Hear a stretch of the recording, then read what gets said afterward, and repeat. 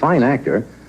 He is one of the stars of the new movie River's Edge, which opens this Friday throughout, I guess, most of the country. And as I mentioned in the monologue, at his age, he played Michael J. Fox's father in Back to the Future. Would you welcome, please, Crispin Glover.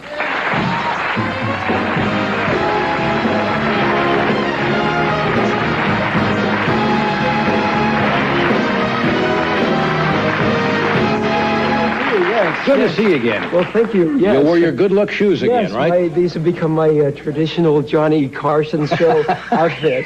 Yes. Well, you're looking good. Well, thank you. Yeah. I'm starting. I should say I'm starting to lose my voice here. I noticed you're a little husky. Yeah, I'm husky. I've gotten nervous here, and so I'm losing my voice, which I've. Well, not from doing this show. You must. Oh, well, yes, and I've done. This has happened before. I've lost my voice before, yeah. And I'm losing it. Yeah. Yes.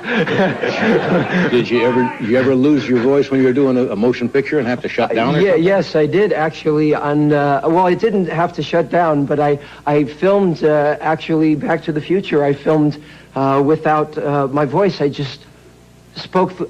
Without my voice. Tell people what looping is. They may not know what looping is. Looping is when you watch yourself on screen and you speak the lines over them as they were spoken originally, except something is different now. Let me take a shot at it. Very often they do it in a lot of outdoor scenes.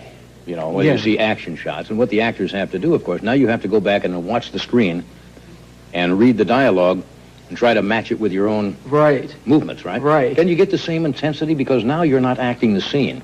Yeah. You know, you're just sitting at a microphone. Yeah, there's something kind of neat about it. It makes it a kind of different way of being. It's different than it was when you're out there because you're thinking about these other things, but now you're just thinking about your voice, so it's different. Yeah, that's what I meant. Yeah. What kind of reactions you get from being on the show last time? Your friends see the show? And I did see the show. Yes, I enjoyed it. It was different. It was different than being on the show. Being on the show is a very confusing experience. You ought to be here. Yeah. How about your friends? What do they think? Oh, well, they enjoyed it. They thought it was funny and good. Yeah? Yes. Good.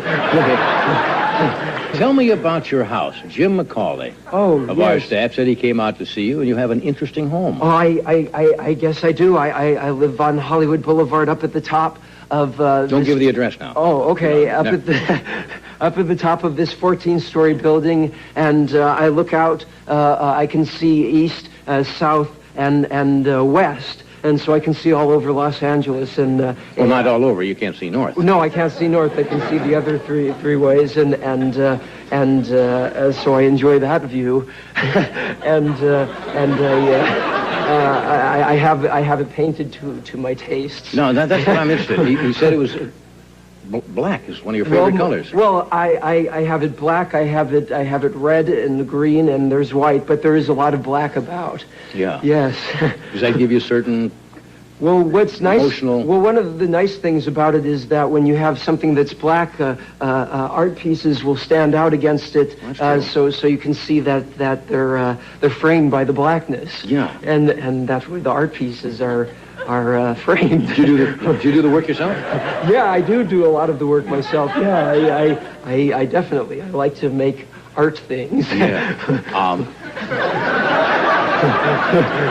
Now, we kind of touched on this last time, but we never got to it. You play your age in Back to the Future, but you also, in the later scenes, play Michael J. Fox's father. Right. You're 20 years old, and you had to play, what, middle 40s? I think it was supposed to be 47, yes. 47. Was that any problem? Well, they had a lot of makeup put on me, and then I played, I based it on some people that I knew, and some people or one person that I didn't know. At least the first character was based on one character from a film. Have you ever seen Eraserhead?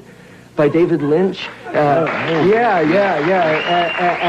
so the very first father, one of the people that it was based on, was Jack Nance as Henry Spencer in Eraserhead. Right. Yes, that's one of my favorite movies. Yeah. Did you find it?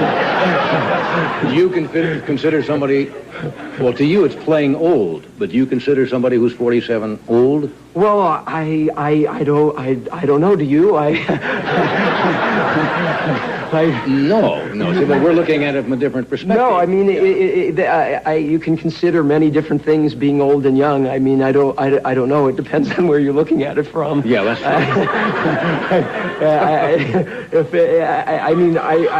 I don't mean it as. I mean, you can think of it as things as very big as long time being space time being. That's one way. That's one way to look at it. Yes. Okay, I'll tell you what. We'll get to this in a moment. Okay. You got some interesting things here again because he's got some unusual hobbies. Oh, we'll talk about that. Okay, stuff. Good. First,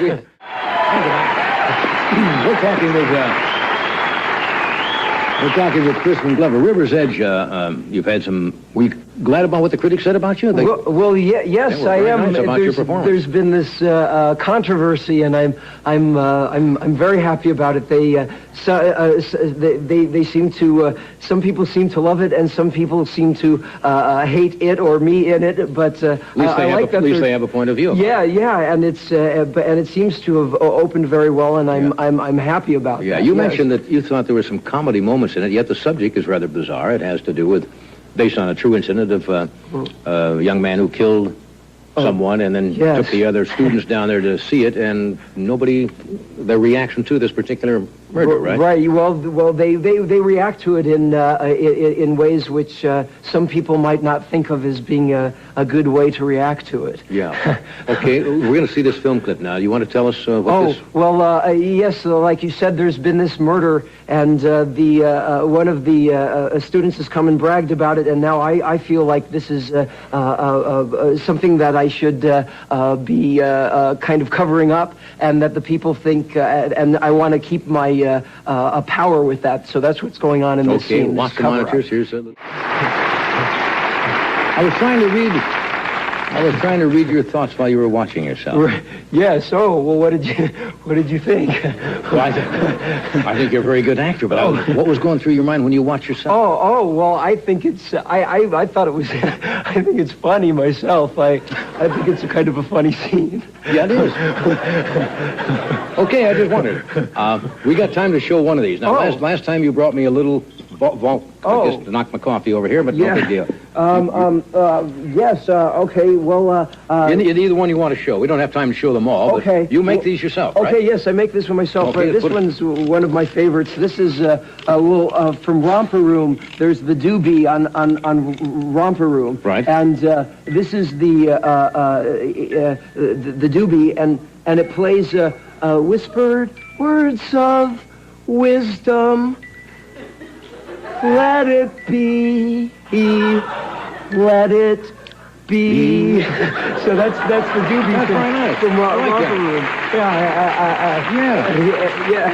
Is this relaxing for you to make these? Well, I enjoy it definitely. Yeah. Yes. Kind of a calming influence. Well, yes. Yes.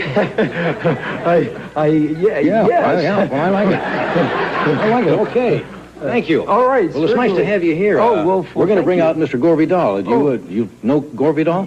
Well, I just met him, yes. Right, okay. I think you'll find him fascinating. Oh, well, good. And I think you'll find you fascinating, too. So, stay where you are. We'll be right back.